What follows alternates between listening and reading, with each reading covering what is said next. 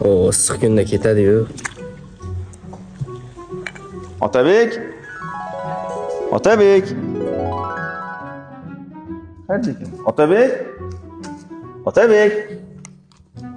Uxlayapsizmi? Ustoz, ozgina ko'z ketib qolibdi. Asmoqyapsiz. Charchamayapsizmi? Ehtiyot bo'ling-da, bunaqa hushyor bo'ling, o'ting bu yoqqa. Ko'z ketib qolmana. Charchabsiz. Dam olib ishlash kerak. Nimalar qilyapsiz? Netlarda paykasini qilib turgandik. Mana uni nima buni naslatga ishlatyapsiz? Buni har doim aytamizki, kuygan naslatga ishlatish mumkin emas. Buni mana tifloni kuydimi, buni tashlab yuborish kerak darhol. Buni ishlatish umuman tavsiya berilmaydi. Qarang, bu ertaga turbani ham ko'rni tashqarisini ham yulib oladi va fitinglarni ichkarisini ham bu shikast yetkazadi. Ertaga vaqt o'tishi bilan keyin suv qo'yib yuborish mumkin. Bular tozalab ishlayapsizmi? Qanday suvlarni? Mana. Ulattirganingizdan doim yoningizda yursin, chunki bizda bilasiz, obyektlarda, binolarda chang bo'ladi. O'shani mana bu fittinglarning ichini ham tozalash kerak va kurlarni ham imkon qadar tozalab ishlasa, paykam shunda yana ham yaxshiroq bo'ladi. Qani qalamsangiz bormi? Qalam bor.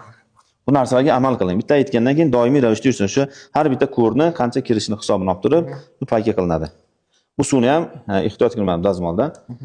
Xo'p, qolgan ishlar joyidami? Qolgan ishlar joyida.